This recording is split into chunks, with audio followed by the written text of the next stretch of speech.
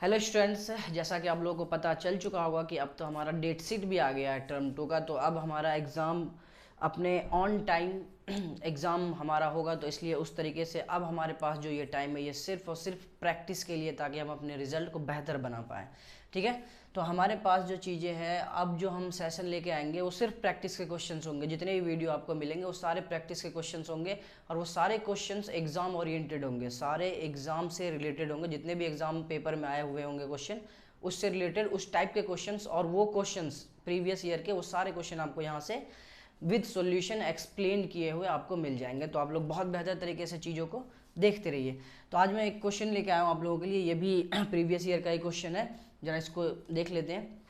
तो ये चैप्टर 4 का है, तो मैं चैप्टर वाइज ही आपके पास क्वेश्चंस को डिलीवर करूंगा। अगर चैप्टर 4 के क्वेश्चंस पहले हम डिलीवर करेंगे काफ़ी सारे, उसके बाद आगे के चैप्टर्स को हम प्रोसीड करेंगे। ठीक है, तो टर्म 2 के लिए हमारे पास जो चैप्टर 4 ही पहला चैप्टर है टर्म 2 के लिए। तो क्वेश्चन में क्या कह रहा है कि the sum of a natural number, कह रहा है कि sum of natural number. Sum किसी भी दो चीज़ का होता है। अगर आपको सम बोला जाए तो इसका मतलब किसी भी दो चीज़ों का सम बोला जाता है। तो एक तो हमारे पास क्या natural number and it's reciprocal. ठीक है, कह रहा है कि कोई भी एक नेचुरल नंबर और उसी नेचुरल नंबर का रेसिप्रोकल। देखिए, वर्ड्स को जितने बेहतर तरीके से आप ब्रेक कर सकते हैं कीजिए। ठीक है, वहाँ से आपको एक्सप्लेनेशन मिलता है और वही चीज़ आपको लॉन्ग टाइम तक आपके पास रहता है। ठीक है, तो इट्स रेसिप्रोकल इज 37/6। ठीक है, तो उसने कहा कि वो एक नेचुरल नंबर और उसी नेचुरल नंबर का रेसिप्रोकल, उन दोनों का सम जो है वो कितना है 37/6 है। तो कह रहा व्हाट इज द नंबर, कह रहा कि वो नंबर क्या है। तो सबसे पहले हम क्या करते हैं चीज़ों को लिखने का तरीका, तो हम लेट कर लेते हैं, let natural number be X. अगर आप एक्स लेट कर लेते हो, ठीक है, एक्स कर लो मैं, आप वाई कर लो, जेड कर लो, कुछ भी कर लो, कोई भी एक चीज़ आप लेट कर लो। ठीक है, मान लिया कि वो नेचुरल नंबर जो वो क्या है एक्स है, तो रेसिप्रोकल ऑफ एक्स क्या हो जाएगा,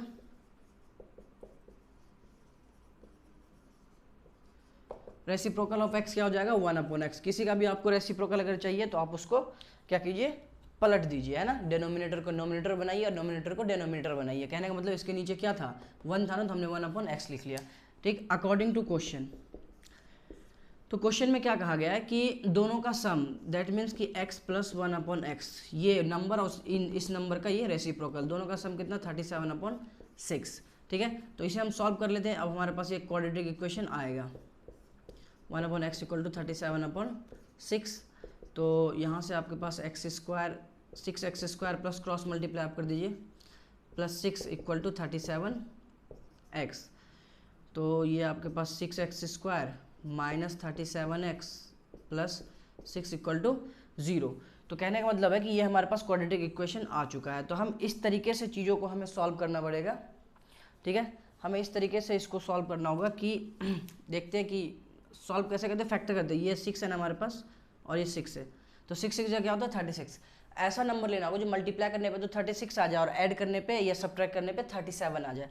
तो ऑफिशियली बात है कि सर ये रहा 6x² माइनस, अगर मैं 36x लिख दूँ फिर माइनस x लिख दूँ तो माइनस माइनस प्लस 37x हो जाएगा, और 36x मल्टीप्लाई x तो आपको 36x² मिल जाएगा, +6 = 0। तो यहाँ से आप क्या कीजिए 6x कॉमन ले लीजिए, तो यहाँ से आपके पास x - 6 और -1 कॉमन ले लेते हैं तो x - 6 = 0। तो x - 6 एक आपके पास एक फैक्टर ये आ गया, और दूसरा फैक्टर 6x - 1 = 0। तो x - 6 0 या x 6x - 1 = 0। तो यहाँ से x = 6 और दूसरा नंबर हमारे पास x = 1/6, ये 0 है। ठीक है, तो ये आपके पास या तो नंबर आपके पास 6 होगा या तो नंबर आपके पास 1/6 है। दोनों कंडीशन पे ये पूरा स्टेटमेंट सेटिस्फाइड करेगा। आप चेक भी कर सकते हैं, वर्ड्स प्रॉब्लम जितने भी है ना आप उसे खुद भी चेक कर सकते हो किस तरीके से आपका आंसर आ गया। आप आंसर यहाँ रख के चेक कर लीजिए कि 37/6 आ रहा है कि नहीं आ रहा है। तो चेक कर लीजिए, इसको x को रख दीजिए यहाँ, तो ये x है मतलब 6 + 1/6 = 37/6। चेक करते हैं 6 6 या 36 + 1/6 = 36/6। ये चेक कर रहा हूँ मैं, ठीक है। और ये आपके पास है 37/6 = 37/6। देखिए दोनों इक्वल आ गया ना, इसका मतलब ये है कि हमारे ये जो वैल्यू बिल्कुल करेक्ट है। तो आप इसको समझ पाओगे, ये वर्ड्स प्रॉब्लम है इसलिए मैं इसको क्या कर रहा हूँ, बहुत आराम से चीज़ों को सीखिए। ठीक है, तो हम मिलते हैं नेक्स्ट क्वेश्चन में, जल्दी से इसे राइट डाउन कीजिए।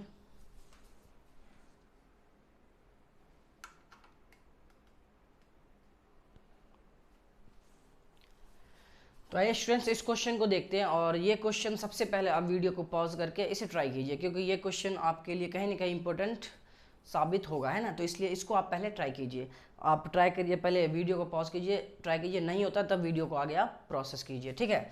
तो आइए देखते हैं। तो हमारे पास जेड स्क्वायर है प्लस 1/z² इक्वल टू 2 है, ठीक है। और यहाँ से पूछा जा रहा है कि जेड की वैल्यू बताओ, जेड की वैल्यूज़ क्या क्या हो सकती है ना, जेड की वैल्यूज़ क्या क्या होंगी।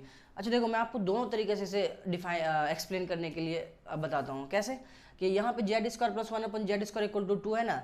एक बात हमें ये भी समझ में आ रहा है कि अगर जेड की वैल्यू 1 डाल दे तो ये भी 1 हो जाएगा, प्लस ये भी 1 हो जाएगा, 1 + 1 = 2, ठीक है। तो जेड की वैल्यू 1 पे ये सेटिस्फाइड करे, इसका मतलब जेड की वैल्यू 1 होगी। अब क्योंकि स्क्वायर है तो स्क्वायर में माइनस प्लस दोनों वैल्यू होती है, ठीक है। तो जेड की वैल्यू अगर मैं -1 भी रख दूँ तब भी यहाँ पे -1 का स्क्वायर करूँगा तो 1 होगा, प्लस 1/-1 का स्क्वायर करूँगा तो 1 होगा, तो 1 + 1 = 2।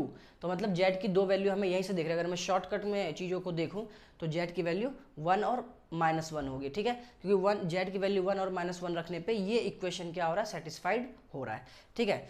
तो देखिए यहाँ ध्यान से कि, लेकिन इसे हम डिटेल करेंगे कैसे, हमें एग्जाम में तो डिटेल करना है इसको, ठीक है। तो कैसे करेंगे, अब आपको क्या देखना है कि यहाँ से अगर इसको हम एलसीएम लेकर सॉल्व करते हैं तो ये जेड की पावर 4 हो जाता है, और जेड की पावर 4 होते ही बच्चों की प्रॉब्लम बढ़ जाती है, इसलिए हम उसे प्रॉब्लम को क्या करना है, कम करना है। तो प्रॉब्लम को कम करने के लिए हम क्या करते हैं, एक काम कर लेते हैं कि जेड स्क्वायर को हम एक्स मान लेते हैं, ठीक है। जेड स्क्वायर को हम क्या मान लेते हैं, एक्स मान लेते हैं, ठीक है। बिल्कुल भी इस बात की टेंशन नहीं लेनी है आपको। जेड स्क्वायर को हमने सिर्फ एक्स माना ताकि हमें लिखने में आसानी हो, ठीक है, और लास्ट में हम आंसर जेड में ही देंगे। तो देखिए यहाँ से, तो अब इक्वेशन हमारा कैसा बन जाएगा, अब इक्वेशन हमारा कुछ ऐसा बनेगा, x + 1/x = 2, क्योंकि मैंने जेड स्क्वायर को क्या ले लिया, जेड स्क्वायर को ले लिया x, तो हमारे पास ये x + 1/x = 2, ठीक है। अब इसको सॉल्व करते हैं तो ये x² + 1/x = 2 हो जाएगा, इसके नीचे 1 मान के, है ना, एलसीएम लेके। तो यहाँ से देखिए क्रॉस मल्टीप्लाई जब करेंगे तो ये x² + 1 = 2x, है ना, क्रॉस मल्टीप्लाई, इसको इससे, इसको इससे, तो यहाँ से x² - 2x + 1 = 0। तो हमें ऐसा नंबर लेना है जो मल्टीप्लाई करने पे तो x² आ जाए, ठीक है, मल्टीप्लाई करने पे 1 आ जाए, और ऐड या सब्ट्रैक्ट करने पे 2 आ जाए, 2x। तो देखते हैं, x² माइनस, आप इसको ऐसे भी लिख सकते हैं, -x और -x + 1 = 0।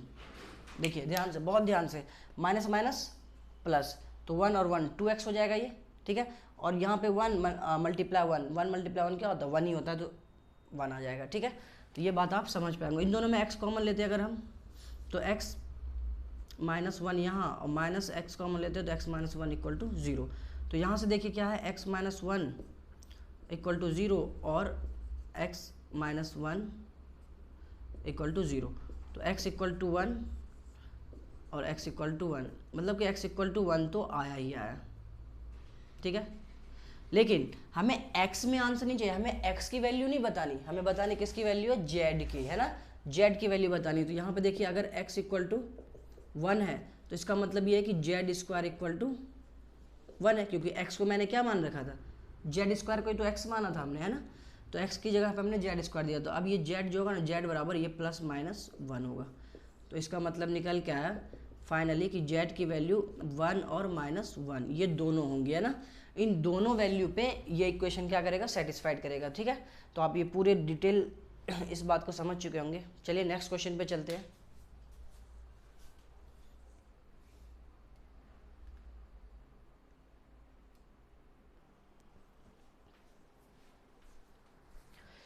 तो आइए स्टूडेंट्स, क्वेश्चन नंबर 3 है ना, ये भी एक इम्पोर्टेंट क्वेश्चन है, ठीक है। आप इस क्वेश्चन को जब पढ़िएगा तो आपको खुद ही पता चलेगा, कहीं ना कहीं इसका भी एक एग्जाम पॉइंट ऑफ व्यू से इसकी एक जगह है, ठीक है। तो सबसे पहले आप वीडियो को पॉज कीजिए और इसे ट्राई कीजिए, अगर नहीं होता उसके बाद आप वीडियो को आगे देखिए, ठीक है। इससे आपकी क्या होगी, प्रैक्टिस में 4 चांद लग जाएंगी। बहुत ध्यान से बात को समझिएगा, ठीक है, क्योंकि कुछ करने से कुछ होता है, ये आप लोगों को पता होना चाहिए। तो आइए हम इसको सॉल्व करते हैं। कह रहा है कि the area of right angle triangle, the area of right angle triangle. तो सबसे पहले क्या करते हैं कि एक राइट एंगल ट्राइंगल ही बना लेते हैं, एक राइट एंगल ट्राइंगल बना लेते हैं। आप फिगर से समझिएगा तो आपको बहुत बेहतर समझ में आएगा, ठीक है। एक राइट एंगल ट्राइंगल हमने बना लिया। कह रहा है कि इसका जो एरिया है वो 54 सेंटीमीटर स्क्वायर है, ठीक है। कह रहा है कि इफ़ द बेस, अच्छा बेस क्या होगा, ये हमारा बेस, इसे एल्टीट्यूड हम कहेंगे, क्या कहेंगे, एल्टीट्यूड, है ना। एल्टीट्यूड 90 डिग्री बनाता है, क्या बनाता है, 90 डिग्री। जो 90 डिग्री बनाता है वो हमारा एल्टीट्यूड होता है, क्लियर है। और ये हाइपोटेनस होता है, ये आपको पता होगा क्योंकि चैप्टर 8 हम बहुत अच्छे से पढ़ चुके हैं, और नहीं पढ़ा आपने तो चैप्टर 8 की वीडियो डली हुई है, आप जाइए वहाँ पे उसे देखिए। द बेस इज 3 टाइम्स, कह रहे हैं कि बेस इज 3 टाइम्स, बेस क्या है, 3 टाइम्स है, किससे, एल्टीट्यूड से। तो इसका मतलब अगर एल्टीट्यूड को हम x ले तो यहाँ पे हमारे पास ये क्या हो जाएगा, 3x। देखिए क्वेश्चन को कैसे हम चेकआउट करते हैं कि द बेस इज, है ना, इज के बाद जो है वो हम इसके इंफॉर्मेशन, ये जो है एल्टीट्यूड जो है, एल्टीट्यूड पे डिपेंडेंट है कौन, बेस। कह रहे हैं कि एल्टीट्यूड जितना भी होगा उसका 3 टाइम्स क्या हो जाएगा, बेस। तो एक बात ये देखिए कि एल्टीट्यूड मैंने क्या लिया है, x, तो ये कितना हो जाएगा, 3x, ठीक है। कह रहा है कि फाइंड द बेस, कह रहा है कि बेस बताइए। अच्छा, राइट एंगल ट्रायंगल में सबसे अच्छी बात है ये हाइपोटेनस होता है, इसकी कोई ज़रूरत है नहीं, एरिया निकालने के लिए इस साइड की कोई ज़रूरत नहीं है, ठीक है। इसको हम नाम देते हैं ABC। तो यहाँ पे आप लिख भी सकते हैं कि let altitude be x, altitude कितना, x, तो बेस कितना हो जाएगा, 3 टाइम्स, दैट मीन्स 3x, ठीक है। तो एरिया ऑफ ट्राइंगल क्या होता है, एरिया ऑफ ट्राइंगल होता है half into base into altitude, ठीक है। तो एरिया हमारे पास कितना दे रखा है, 54 दिया हुआ है ना, 54 इक्वल टू 1/2 मल्टीप्लाई, बेस कितना हमारे पास, बेस है 3x और एल्टीट्यूड x हमने लेट किया है, ठीक है। तो यहाँ से कितना हो जाएगा, आप इसे कैंसिल भी कर सकते हैं, बहुत ध्यान से देखिए कैंसिल करने का तरीका, ये 3 से 3, 18 3 जा 54 होता है ना, ठीक है। तो यहाँ से इसको क्रॉस मल्टीप्लाई कीजिए, 18 2 जा 36 equal to x into X square, ठीक। तो यहाँ से x की वैल्यू क्या आ जाएगी आपकी, x की वैल्यू आ जाएगी ±√36, ऐसे लिख के आप क्या कीजिएगा, x इक्वल टू ±6। तो x की वैल्यू क्या आई, 6, x की वैल्यू क्या आई, 6। देखिए यहाँ से चेक कैसे हम इसको टेक करेंगे, हमारे पास x की 2 वैल्यू आई है, एक x की वैल्यू आई है +6 और एक x की वैल्यू आई है -6, ठीक है। लेंगे कौन सा, अब बहुत ध्यान से सुनिए। अच्छा, बेस हमारा क्या, x हमने किसको मान रखा, एल्टीट्यूड, एल्टीट्यूड क्या है, डिस्टेंस है, क्या है, डिस्टेंस। तो डिस्टेंस नेवर भी नेगेटिव, आप क्या लिखिएगा यहाँ पे कि distance never be negative, distance कभी भी नेगेटिव नहीं होता है, ठीक है। बहुत ध्यान से एक बात समझिएगा, डिस्टेंस नेवर बी नेगेटिव। तो इसका मतलब ये है कि सर ये वाला तो होगा ही नहीं हमारा, तो होगा क्या, x इक्वल टू 6 सेंटीमीटर। तो आपके पास एल्टीट्यूड क्या हुआ। अच्छा, हमें बताना क्या है, बेस बताना, बेस। तो बेस देखिए यहाँ पे बेस क्या है, बेस है 3x, इसका मतलब 3 × 6 दैट मीन्स 18 सेंटीमीटर। तो आपके पास ये आंसर है। तो इस बात को आप समझ पाए होंगे बहुत अच्छे से, ठीक है। तो एग्जाम पॉइंट ऑफ व्यू जितने भी क्वेश्चन आपको यहाँ पे मिलेंगे इस सेशन में, अब आगे का जितने भी सेशन आपको मिलेगा सब एग्जाम पॉइंट ऑफ व्यू से टर्म 2 के लिए इंपॉर्टेंट होगा, इसलिए बहुत अच्छे से मैं इसे एक्सप्लेन भी कर रहा हूँ। और आपको कोई डाउट है तो आप कमेंट बॉक्स में कमेंट भी कीजिए, कोई क्वेश्चन डाउट है तो उसे भी आप कमेंट कर सकते हैं, ठीक है। तो इसको अच्छे तरीके से तैयार भी कीजिए, ठीक है।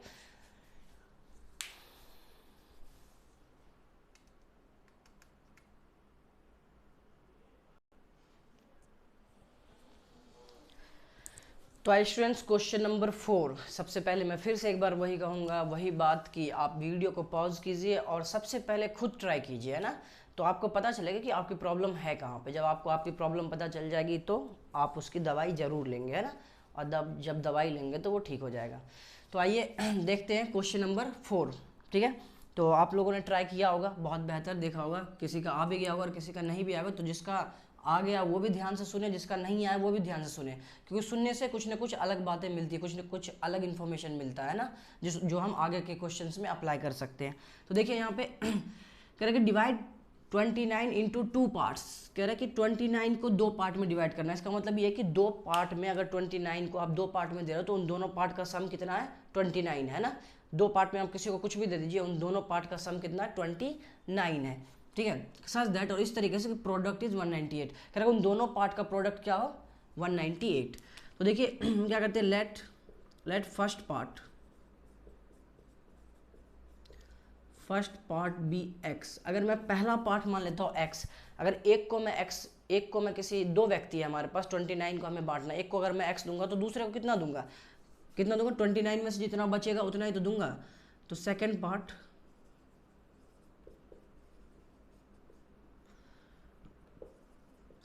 पार्ट विल बी क्या होगा 29 माइनस एक्स। इस बात को आपको समझना पड़ेगा, है ना, क्योंकि इन दोनों को जब आप ऐड कीजिएगा ना तो 29 ही आएगा, आप चेक कर सकते हैं। चाहिए अकॉर्डिंग टू क्वेश्चन उसने कहा कि इसका जो है प्रोडक्ट कितना है, इनका प्रोडक्ट मतलब मल्टीप्लाई 198 है, कितना है 198। ये आपका इक्वेशन तैयार है। अब इसको थोड़ा सा आपको सॉल्व करना होगा, तो यहाँ से आ जाएगा आपके पास 29x minus X square equal to 198, ठीक है। तो आप इसको क्या कीजिए, माइनस का एक्स स्क्वायर एक सिक ऑर्डर में लिख लीजिए इसको, plus 29x minus 198 equal to 0, ठीक है। अब क्योंकि यहाँ माइनस है ना, माइनस आप कॉमन जैसे ही लीजिएगा, माइनस कॉमन लीजिएगा, एक्स स्क्वायर माइनस कॉमन, तो ये माइनस 29x, ये प्लस, सब सारा साइन हो जाएगा चेंज, इक्वल टू 0। तो ये माइनस इधर से इधर आ जाएगा माइनस 0 पे, तो कोई फर्क पड़ेगा नहीं, 0 ना तो माइनस होता है ना ही प्लस होता है, ये मैं अपने इंट्रोडक्शन वीडियो में बता चुका हूँ। तो देखिए इसको सॉल्व करते हैं, एक्स स्क्वायर कर, हम ऐसा नंबर लेना जब मल्टीप्लाई करने पे 198 आए, ठीक है, और ऐड या सब्ट्रैक्ट करने पे 29, ठीक है। तो यहाँ से देखिए इसमें हम माइनस 18x और माइनस 11x अगर हम करें इक्वल टू 0, देखिए ध्यान से माइनस माइनस प्लस, 18 को अगर 11 से आप ऐड कीजिएगा ना तो 29 ही आएगा, और 18 को 11 से मल्टीप्लाई कीजिएगा तो आपको 198 मिल जाएगा, है ना। तो यहाँ से कॉमन लीजिए x, तो यह बच जाएगा यहाँ पे x माइनस 18 माइनस 11, तो यहाँ x माइनस 18 इक्वल टू 0। तो x माइनस 18 और x माइनस 11 इक्वल टू 0, तो यहाँ से आपके पास क्या आ गया, एक x इक्वल टू 18 और दूसरा x इक्वल टू 11। तो आपके पास ये दो आंसर आ गया है, अगर दो लोगों में बांटना चाहते हैं, या तो पहले को आप 18 रुपीज़ दे दीजिए, रुपीज़ मान लीजिए, है ना, या तो आप पहले को 18 रुपीज़ दे दीजिए, तो दूसरे को आपको कितना देना पड़ेगा 11। अगर आप पहले को 11 दे दे तो दूसरे को कितना देना पड़ेगा 18। तो दोनों भी वैल्यू हमारी, दोनों वैल्यू ठीक है, तो ये दोनों हमारा आंसर हो सकता है, ठीक है। तो इसमें कोई भी प्रॉब्लम नहीं है, क्लियर है। तो एक को आप अगर 18 देंगे तो दूसरे को आप 11 देंगे, क्लियर है। चलिए नेक्स्ट क्वेश्चन की तरफ चलते हैं।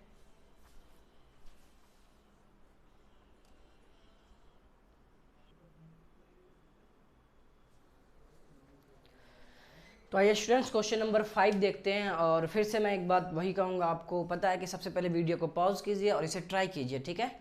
अगर आप ट्राई करके क्वेश्चंस को आउट कर पाते हैं, सॉल्व कर पाते हैं, तो ये बहुत अच्छी बात है, आपको कहीं ना कहीं बेसिक कॉन्सेप्ट आपका वर्ड्स प्रॉब्लम के साथ क्लियर है, ठीक है।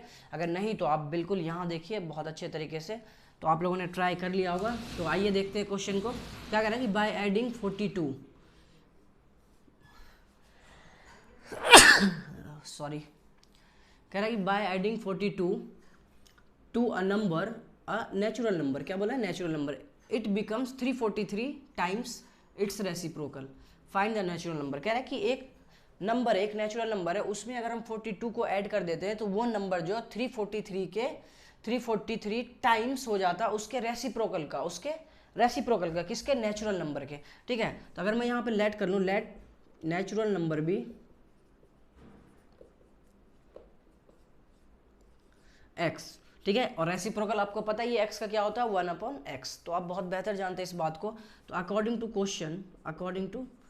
क्वेश्चन क्या कह रहा है कि by adding 42 to a natural number, मतलब x में एडिंग 42, ठीक है। कह रहा है इट बिकम्स, कह रहा है कि ये हो जाता है कितना 343 टाइम्स का मतलब होता है मल्टीप्लाई, है ना, इतने टाइम्स जितना भी बोले, इट्स रेसिप्रोकल मतलब 1/x। तो इस बात से कोई भी प्रॉब्लम आपको नहीं हुई होगी, ये आपका इक्वेशन तैयार है। अब यहाँ पे आपको थोड़ा सा बेसिक काम करना है, क्या कि ये आपके पास x plus 42 equal to 343/x, इसको अगर आप क्रॉस मल्टीप्लाई करते हैं तो ये X square plus 42 x equal to 343, तो ये आपके पास X square plus 42x -343 equal to 0।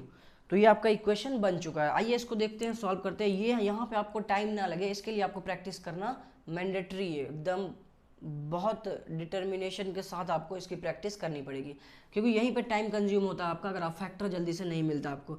देखिए 42 और 343 है, तो मैं कैसे इसको एज्यूम करूँगा। 343 किसी न किसी का क्यूब होता है, किसका होता है 7 का क्यूब होता है ना, 7 का क्यूब। यहाँ 42 है तो यहाँ से हमें क्या दिख रहा है प्लस 42, अगर ये है तो 7 समझा 49 है ना, 49 ठीक है। 49x में अगर -7 कर दूँ, -7 कर दूँ तो हमारे पास 42 आ जाएगा।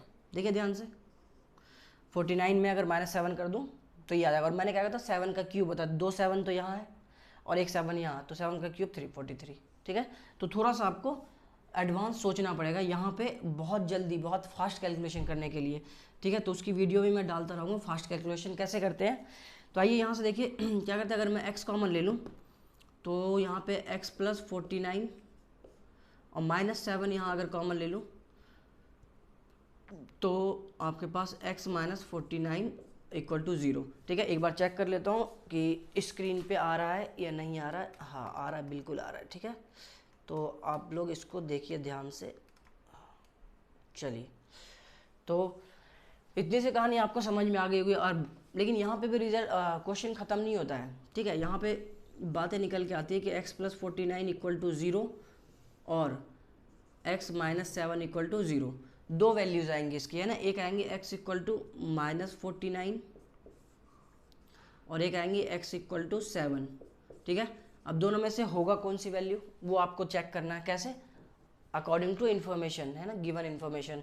तो यहाँ पे क्या दे रखा है x इक्वल टू -49, तो यहाँ पे माइनस का बोला गया है कि नेचुरल नंबर निकालो। क्या निकालो? Natural number. तो क्या नेचुरल नंबर में माइनस एग्जिस्ट करता है? क्या नहीं करता है। That's why we can't take it, इसको नहीं ले सकते। तो हमारे पास x इक्वल टू 7 आ जाएगा, x इक्वल टू 7, ठीक है। तो ये आपका आंसर है। तो इतना आपको लिखना पड़ेगा, अगर ना लिखना पड़ता ना तो मैं इसको 1 मिनट में कर देता, लेकिन उसकी ज़रूरत आपको है नहीं। आपको ज़रूरत है इसकी, तो आप इसको लेके चलिए और इसी के अकॉर्डिंग आपके मार्क्स भी बनने हैं, ठीक है। तो इन सारे क्वेश्चन को प्रैक्टिस कीजिए। मैं जल्दी, बहुत जल्द नेक्स्ट सेशन लेके आऊँगा। आगे के 5 क्वेश्चन 10 क्वेश्चन ऐसे ही करके हम चीज़ों को पूरा करते रहेंगे और हमारे पास पेपर आते आते नंबर ऑफ क्वेश्चंस बहुत सारे हो जाएंगे, अगर उसको भी हम सही तरीके से तैयार करते हैं। और मैं हर चैप्टर के क्वेश्चंस, इंपॉर्टेंट क्वेश्चंस आपसे डिस्कस यहाँ पे एज ए प्रैक्टिस पर्पज से करता रहूँगा। लेकिन आपके रिस्पॉन्स पर डिपेंड करता है कि आप कितना इस चीज़ को रिस्पॉन्स करते हैं और कितना बेहतर आपको ये चीज़ें समझ में आ रही है, ठीक है। मिलते हैं हम बहुत जल्द एक नए वीडियो, नए क्वेश्चंस के साथ। तब तक अपना ख्याल रखिए। Bye bye, take care.